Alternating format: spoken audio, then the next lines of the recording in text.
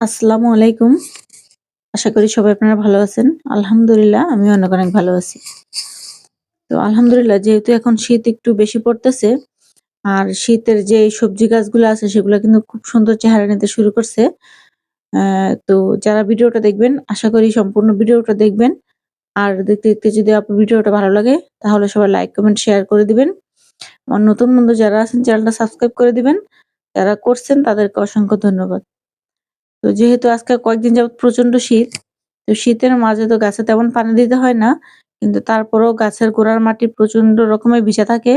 আর সম্পূর্ণ শীতের সবজিগুলা কিন্তু মাশাআল্লাহ খুব সুন্দর কিন্তু চেহারা নিতে শুরু করছে। তো আজকে যেমনটা থাম্বনেইলে দেখছেন যে এরকম সুন্দর লাউ পেতে আমার গাছে আমি কি যত্ন করছি তো সেটা ছোট ছোট ভিডিও আকারে সম্পূর্ণভাবেই আমি শেয়ার করছি। তো তারপরেও আবার একটু যারা দেখেন নাই বা যারা এখনো দেখার পরও বুঝতে সমস্যা হয়, তো তাদের জন্য একটু ভিডিওটা করা। আর আলহামদুলিল্লাহ আমি অনেকদিন আগে প্রায় এরকম একসাথে কয়েকটা লাউ হারভেস্ট করছি। তো আজকে আবার দেখা গেল যে একসাথে লাউ হারভেস্ট করলাম। তো আজকে যে লাউগুলো হারভেস্ট করব তার আগেও কিন্তু আমি একটা কেটে নিছি। তো যেহেতু লাউ শীতের সবজি, আসলে শীতকালে এই জিনিসটা খুব সুন্দর হয়। আর এবার যেহেতু আমি ২ রকমের লাউ লাগিয়েছিলাম, একটা হচ্ছে গোল লাউ আর একটা হচ্ছে আপনার হাজারি লাউ। তো আলহামদুলিল্লাহ মোটামুটি ফলন আমার গাছ অনুযায়ী কিন্তু মোটামুটি ফলন আলহামদুলিল্লাহ খুব ভালো আছে। আর এখন যেগুলি আজকে কেটে নিব, সেগুলো যদি আমি কেটে নেই, তাহলে দেখা যাবে যে আমার পাশের যে ছোট ছোট লাউগুলি আছে, সেগুলি কিন্তু খুব সুন্দর কিন্তু বড় হতে শুরু করবে। তো চলুন শেয়ার করি আজকে কি গাছে আমি যত্ন নিয়েছি বা করেছি শুরু থেকেই। তো শুরু থেকে যে যত্নগুলো আমি করছি গাছে, ১ম এ তো মাটিটা খুব সুন্দর করে রেডি করতে হবে। কারণ গাছের মাটিগুলো যাতে ঝুরঝুরা থাকে, অ্যাম যাতে শিকড়গুলা খুব সুন্দর করে ছড়াতে পারে। আর গাছের মধ্যে যেমন পুষ্টি গুণ সম্পন্ন মাটি থাকে সেরকমভাবে কিন্তু মাটি তৈরি করতে হবে। তো সেক্ষেত্রে আমি মাটি তৈরি করাও আমার ভিডিওতে দেওয়া আছে। আর আমি সবসময় কি দিয়ে মাটি তৈরি করি সেটাও শেয়ার করছি। তো তারপর আজকে একটু বলে দেই, আমি কিন্তু সবসময় চা পাতা আর হচ্ছে সবজির খোসা এই ২ টা জিনিস দিয়ে কিন্তু মাটি রেডি করি। যেহেতু আমি গোবরের সার আনতে পারি না বা ভার্মি কম্পোস্টও কিনে আনতে হবে। তো যার কারণে আমি সেটা আনি না। আমি এই ২ টা জিনিস দিয়েই ঘরোয়াভাবে আমি কিন্তু অ্যা প্রত্যেকটা গাছের বেডের মাটি কিন্তু আমি কিন্তু রেডি করি। তো তারপরে আরেকটা জিনিস হচ্ছে যে আপনার ভালো মানের বীজ নিতে হবে।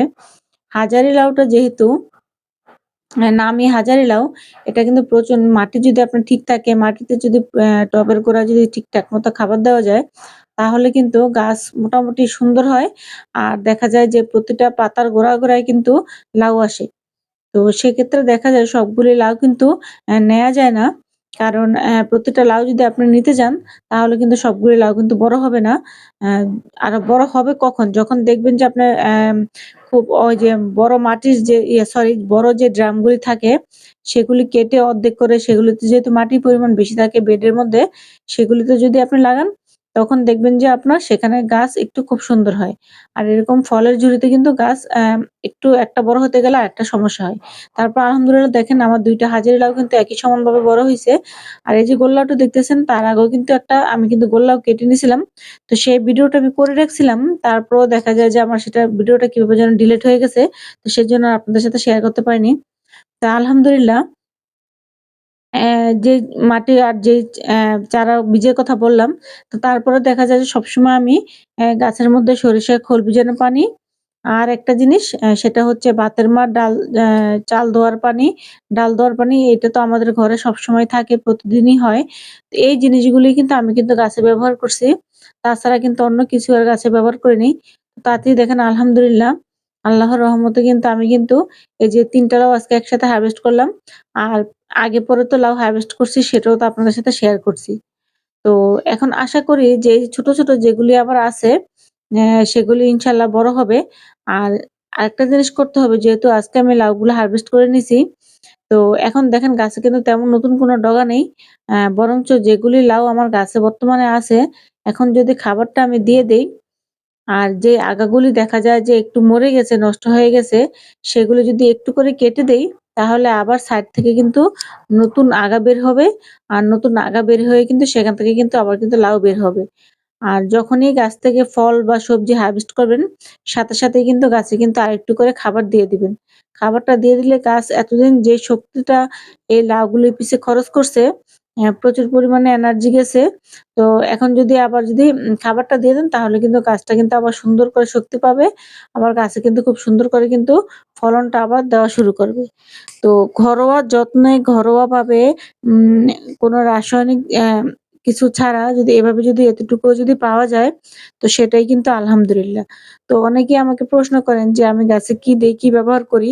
তো আমার নিয়মিত যারা ভিডিওটা দেখেন আর সম্পূর্ণ ভিডিওটা যদি দেখেন তাহলে কিন্তু দেখবেন আমি এগুলি ছাড়া কিন্তু আর কোনো কিছুই ব্যবহার করি না।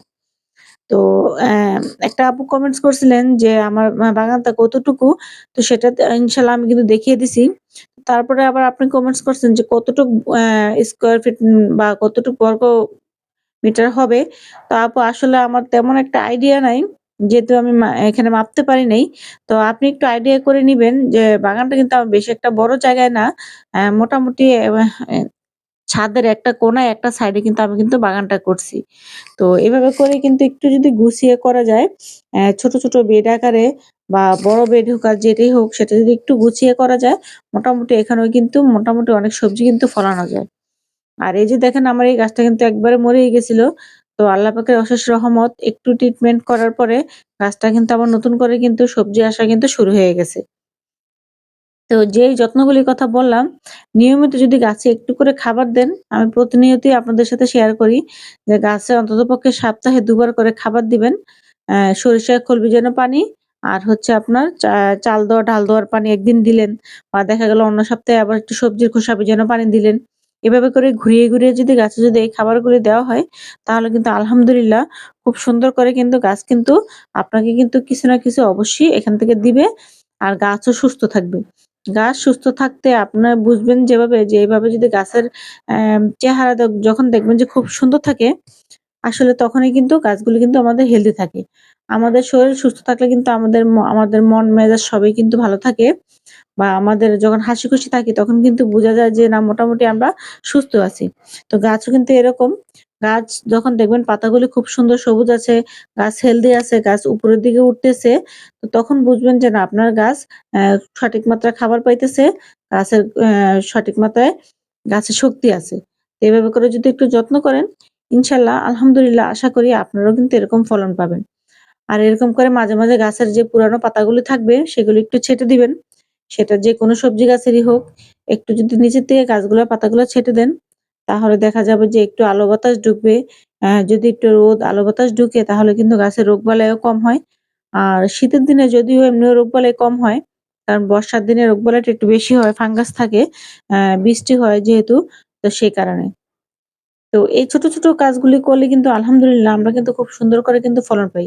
সবচেয়ে বড় জিনিস হচ্ছে আপনার যদি একটু ধৈর্য আর একটু নিয়ম করে যদি আপনার গাছের যত্ন করেন, প্রতিদিন ছোট, ছোট একটু যত্ন করেন, তাহলেই দেখবেন ইনশাআল্লাহ আপনিও আপনার বাগান থেকে এরকম সুন্দর, সুন্দর সবজি বা ফলমূল আপনি কিন্তু সেখান থেকে আপনি পেতে পারবেন।